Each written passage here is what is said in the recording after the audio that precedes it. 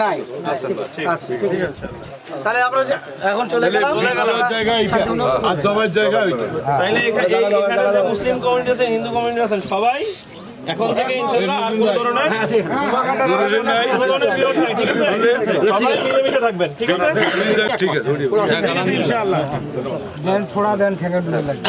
সবাই মিলে সিদ্ধান্ত নিয়েছে, বুঝতে পারছেন? সবাই মিলে সিদ্ধান্ত নিয়েছে এই জায়গাটাতে জবাই করা। ঠিক আছে, আপত্তি আছে কোনো? ধন্যবাদ আপনাদেরকে, ধন্যবাদ। আর আপনারা ঠিক আছে এই জায়গায় যাবেন, জায়গাওয়ালা জায়গা দিচ্ছে।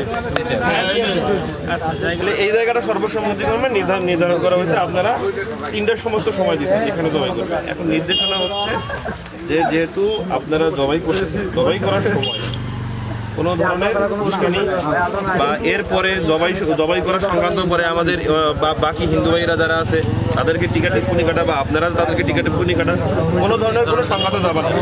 আজকে এই জায়গা থেকে আমাদের যে উত্তেজনা তৈরি হয়েছিল, যে ভুল বোঝাবুঝি বা যে ধরনের ইস্যু তৈরি হয়েছিল, সেই ইস্যু মিলমিশ হয়ে গেল। এটা যাতে আর কোনো ধরনের কোনো কথাবার্তা শোনা না যায়, এইটা হচ্ছে আপনাদের দুই কমিউনিটির কাছেই আমার অনুরোধ। ঠিক আছে, ভূমি কিন্তু অলওয়েজ সরকারের, আমরা আমাদের নামে ব্যবহার করি এবং সরকারের অনুমতি সাপেক্ষে। সেক্ষেত্রে এই ডাকনিলপাট বাজারের যে সমস্যাটা সমাধানের জন্য প্রশাসনের পক্ষ থেকে আজকে আলেম ওলেমা এবং হিন্দু সম্প্রদায় সহ সবাই মিলে আমরা এলাকায় শান্তি এবং আমরা একে অপরকে সম্মান যাতে অক্ষুণ্ণ থাকে, যার জন্য এই জায়গাটা আমরা নির্ধারণ করব। আমরা ভূমির মালিক যিনি ব্যবহার করতেছেন তাকে অনুরোধ করব যে এইখানে যদি আপনি আজকে তো আমরা একটা দিয়ে যাচ্ছি, এর পরবর্তীতে কেউ যদি এনে ব্যবহার করে আপনি তার সঙ্গে আলোচনা করে এটা ব্যবহার করা যাবে। কিন্তু আপনি বলবেন যে এটা হবে না, আরো অন্য জায়গায় যাবেন, অন্য জায়গায় কেউ করতে চাইলে প্রশাসনের পারমিশন নিতে হবে। এটা হলো আমার অনুরোধ। স্থায়ী বলতে জমির মালিক বলেছে যে আজকে এখানে করেন, সমস্যা নাই, আমার আরো 3-4 জন ভাই আছে, এখন এটা এখানে পার্মানেন্টলি সবসময় হবে কিনা আমি বাকি 3-4 জন ভাইয়ের সাথে পরামর্শ করে আমি এটা অনুমতি, ঠিক আছে? কথা বুঝতে পারছেন? তো হোক, এবং কোনো ব্যবসায়ী যদি ওখানে কাটতে চায় ওনাদের সাথে কথা বলে ব্যবসায়ী তো আমার যদি ব্যবহার করবেন, যদি ওনারা কোনো আপত্তি পরবর্তীতে তুলে আবার যোগাযোগ করবেন যে স্যার ওই জায়গাটাতে আপত্তি করে আমরা আবার সমাধান করে দেব। উনি আমাকে যেটা বলতেন, আপনি ব্যবসা করবেন, জবাই করবেন, আমাকে যদি আজকের পরে কি আর কোনো জবাই হবে না?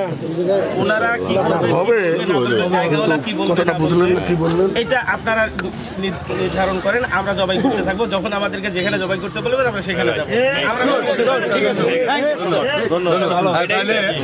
স্থানীয় এখানে কে স্থানীয় যে চেয়ারম্যান আছে, এটা আমাদের হিন্দু কমিউনিটির মানে সব মুসল্লি একসাথে হয়ে ধরেন আমরা যে কোনো বিষয় যখন আন্দোলন সব জুমার নামাজের পরে করি, ওই ধরনের কোনো বিরাট আয়োজন করার দরকার নেই, এলানো করার দরকার নেই। এটাই আমি বলতে চাচ্ছি, মসজিদে এলানো করার দরকার নাই। ফেসবুকেও প্রচুর প্রচার হয়েছে, কাজে গণজমায়েত করারও দরকার নেই।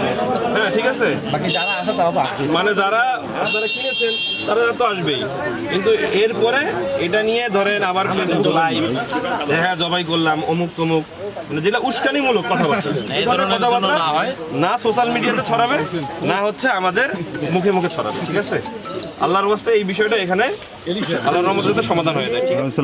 একটা ভুল বোঝাবুঝি সৃষ্টি হয়েছিল, উভয় পক্ষের সম্মতিক্রমে আজকে সেটা এখানে অবসান হলো। এটা কি আপনারা সকলে মানেন? এটা সত্য তো নাকি? এটা নিয়ে আর কোনো উস্কানিমূলক কোনো কথাবার্তা হবে না, কেউ কাকে কারো ধর্মের প্রতি আক্রমণ করে কোনো মনোবাসনা পূরণ করবে না বা কথা বলবে না, এবং এই সংক্রান্তে কোনো উস্কানিমূলক কোনো সোশ্যাল মিডিয়ার জন্য কোনো প্রকার কোনো পক্ষ থেকে যেন কোনো উস্কানিমূলক কথাবার্তা লেখালেখি না হয়। এখানে এলাকার মানুষ হিন্দু মুসলিম সকলে শান্তিপূর্ণভাবে বসবাস করছে, আমার আগামীতেও করবে, এটা আমরা আশা করছি। কি আপনারা সবাই একমত তো? উভয় পক্ষের সমঝোতার মাধ্যমে এটা নির্ধারণ করা হয়েছে, এটা তো আপনারা সকলে বুঝতেছেন। এটা নিয়ে কোনো আপত্তি নাই তো? আচ্ছা ঠিক আছে। পশু জবাই ও মাংসের মান নিয়ন্ত্রণ আইন 2011, ওই আইন অনুযায়ী আইনে যেসব যে বিধি মোতাবেক মাংস বিক্রির কথা বলা আছে ওইভাবে বিক্রি করবে। কথা ঠিক আছে? আপনি কি বুঝতে পারছেন কথাটা? আপনি কি কথাটা বুঝতে পারছেন? বাংলাদেশে আমি একটু বলি ভাই, আপনারা একটু প্রশ্ন করে থাকেন। ইউনো মহোদয় যে কথাটা বলছে এটা কি আপনি বুঝছেন? পশু জবাই সংক্রান্ত একটা আইন আছে, 2011 সালের গবাদি পশু জবাই একটা আইন আছে, পশু জবাই সংক্রান্ত আইন, এই আইনে যে বিধিবিধান আছে এই বিধিবিধানগুলো মেনে আপনি এখানে ব্যবসা করবেন। এর বাইরে করলে আপনি করতে পারবেন না। আমি বুঝাতে পারছি? এই আইনে যেগুলো বলা আছে, আপনার পশু জবাইয়ের আগে সার্টিফিকেট দিতে লাগবে, পশুটা সুস্থ স্বাভাবিক, তারপরে স্যানিটারি ইন্সপেক্টর তার প্রত্যয় নিয়ে তার সামনে জবাই করতে হবে, কখন জবাই করছেন সেই সংক্রান্তে একটা প্রত্যয় রাখতে হবে যে এই মাংসটা কখনকার জবাই করা, মাংসের গায়ে সিল মেরে নেওয়া লাগবে। এটা জেনে নেবেন আপনি। আপনি জেনে নেবেন, আমি তারপরে স্যার, আসসালামু আলাইকুম স্যার। এই মোতাবেক আপনি এখানে পশু বিক্রি করবেন। ঠিক আছে, জবাই ভালো স্যার, আমি ভিজিট করে আসবো। উনি শুধু কেন শুধু আপনি না, যে কেউ যদি ব্যবসা করতে চায় করতে হবে, কথা কাটা বেশ অনেক স্যার, মানে 1.5 ঘন্টার মতো। আমি সবার সামনে ওনাকে একটা কথা বলতে চাই।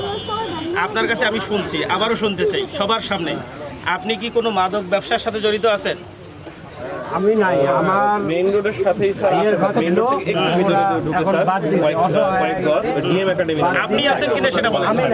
যে আলহামদুলিল্লাহ উনি আমাদেরকে দায়িত্ব দিচ্ছি, কি নাম আপনার? জি স্যার, উনি মাদক ব্যবসার সাথে জড়িত নাই। সিদ্দিক কি হয় আপনার? চাচাতো ভাই। স্যার আপনি আমাদের কোথায় কাছে আছেন কথা আছে, উনি যে কথাটা হুজুর বললো যে এই যে সিদ্দিক সহ আরো যারা আছে এরা এই যে মাদক ব্যবসার সঙ্গে জড়িত, তাদেরকে বলেন যে আর বাস স্ট্যান্ডে ঢুকতে হবে। আমি একটু ভিতরে আসতে যে ডাক্তার পাঠিয়ে আপনি গরু জবাই যতদিন ব্যবসা করবেন ততদিন পর্যন্ত আপনার এই চকির উপরে তাদেরকে বসতেও দিবেন না। ঠিক আছে, চকির উপরে বসতে দিবেন না। আমি মানি নিলাম, এতগুলো আছে সবাই মুরব্বী।